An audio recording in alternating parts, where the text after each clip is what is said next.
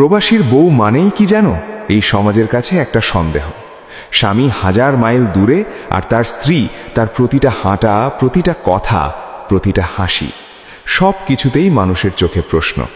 সে যদি একটু সাজে, লোকজন বলে কার জন্য এত সাজ? সে যদি কারো সাথে কথা বলে নিশ্চয়ই কিছু আছে। কিন্তু কেউ কখনো জিজ্ঞেস করে না এই মেয়েটা কত রাত একা কেঁদে কাটায়, কতবার ফোনের অপেক্ষায় ঘুম ভাঙে, কতটা শূন্যতা বুকের ভেতর জমে আছে। স্বামী বিদেশে টাকা কামায় আর স্ত্রী দেশে প্রতিটা দিন যুদ্ধ করে নিজের সাথে, সমাজের সাথে আর মানুষের বিষাক্ত কথার সাথে। প্রবাসীর বউ হাসলে সমস্যা, চুপ থাকলে সমস্যা, বাইরে গেলে সমস্যা, ঘরে থাকলেও সমস্যা।